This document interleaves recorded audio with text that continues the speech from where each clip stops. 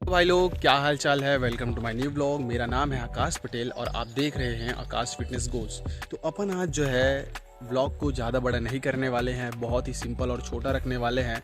आज अपन बात करने वाले हैं डेली रूटीन के बारे में कि अपन जो है जैसे कि पढ़ाई करते हैं कि स्टूडेंट हैं, तो हमारे अंदर एक प्रेशराइज रहता है, हम खुद प्रेशराइज रहते हैं कि इस पड़ाव को कैसे अपन जो है पार कर सकते हैं। ऐसा करके वैसे घर से दिया नहीं जाता है, लेकिन फिर भी माइंड में थोड़ा सा हेडेक रहता है कि इस लेवल को अपन कैसे अप करें करके।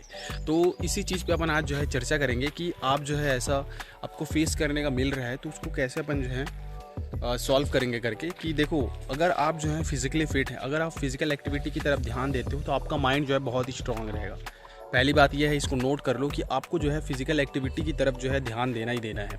ऐसा नहीं है कि आप एक पढ़ंतु तोता हो कि आप जो है लगातार पढ़ते रहेंगे तो आपका दिमाग बहुत ज़्यादा रहेगा।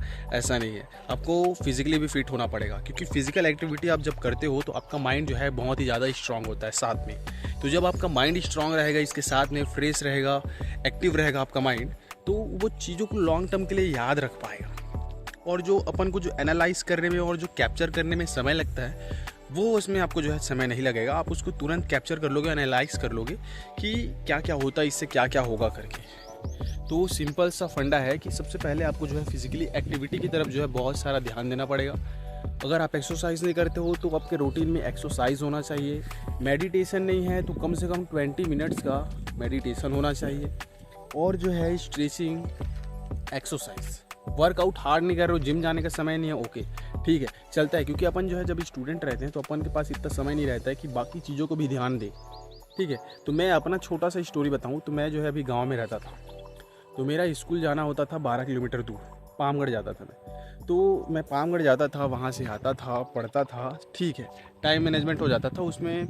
ऑलमोस्ट 1 से 1.5 घंटा मेरा चला जाता था आने जाने में, और फिर घर में पढ़ता था और घर के कुछ काम काज भी होते हैं। चलो ठीक है, इसमें थोड़ा सा पढ़ने का समय मिल जाता था।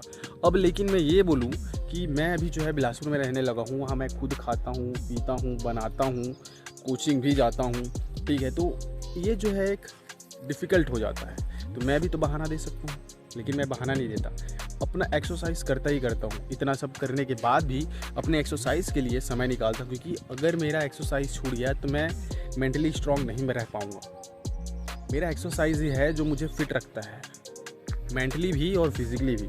तो सीधा सीधा कहने का मतलब है कि अपने डेली रूटीन में आप exercise, meditation, stretching, exercise, workout रखें। ज़्यादा नहीं कर पाते हैं तो 2 ही 3 वेरिएशन रखिए, योगासन करिए और मेडिटेशन करिए, इतना पर्याप्त होगा। और फिर देखो, मेंटली फिजिकली फिट होने के बाद जो आता है अपन का मेंटली फिट होने का, तो मेंटली फिट जो है आप योगा और मेडिटेशन से आराम से हो ही जाओगे। और फिर अपन का आता है तीसरा चीज़, ये अपन को जो है सोशली भी जो है कम्युनिकेट करने का थोड़ा सा रहना चाहिए। तो ये जो है आ जाता है एबिलिटी की बात, सोशली कम्युनिकेट करने की, बातचीत करने की, सलीका की। तो जब आप एक्सरसाइज करोगे, फिजिकल एक्टिविटी करोगे, आपका माइंड शांत रहेगा, तो आप जो है एक बॉडी लैंग्वेज मिल जाएगा, डिसिप्लिन मिल जाएगा, और लोगों से एकदम बहुत शांत तरीके से कम्युनिकेट कर सकते हो, बातचीत कर सकते हो, अपना बात रख सकते हो। और ऐसा नहीं है कि लोग आपकी बात नहीं सुनेंगे, कंठस्थ सुनेंगे। अब रही खान पान की बात की, तो अगर आप एक स्टूडेंट हो तो मेरे को पता है आप बाहरी चीज़ें बहुत खाने वाले होगे, ठीक है, क्योंकि हम जो है हमारे पास उतना वो नहीं रहता, समय नहीं रहता कि हमको ये बना के खाना है, वो बना के खाना है। लेकिन मेरे केस में है, मैं खुद बना के खाता हूँ, क्योंकि मेरे को खुद का बनाया हुआ ज़्यादा बेटर लगता है और हाइजीनिक लगता है। तो मैं अनहाइजीनिक चीज़ जो है अपने आप को प्रेफर नहीं करता, क्योंकि मेरे बॉडी को अपने आप को डैमेज नहीं करना है, मुझे लॉन्ग टर्म के लिए बिना मेडिसिन के फिट एंड फाइन रहना है। तो मैं जो है बाहर की फालतू चीज़ें नहीं खाता। तो अगर आप जो है बाहर की फालतू चीज़ें खाते हो तो इससे जो है अपन का माइंड जो है इधर उधर स्पाइक होता है और जो है डेविएट होता है। तो ठीक है, तो ये टेस्ट से भी अपन जो है भ्रमित हो सकते हैं। तो टेस्ट को अपना जो है हटा दीजिए, या फालतू की चीज़ें जो आप खाते हो उसको हटा दीजिए। आप सिंपल जो है अपने डाइट में शहद रख सकते हो, चना रख सकते हो, स्प्राउट रख सकते हो, फल वगैरह रख सकते हो, ये सब चीज़ें खाओ। इससे आपको जो है बहुत ज़्यादा हेल्प मिलेगा और बूस्टअप करने का, लेवल अप करने का अपने आप को। तो मेरा सिंपल सा कहना ये है कि आप मेंटली भी फिट रहें, फिजिकली भी फिट रहें और सोशली भी फिट रहें, और अपने खान पान का भी ध्यान रखें, ये बहुत ज़रूरी है।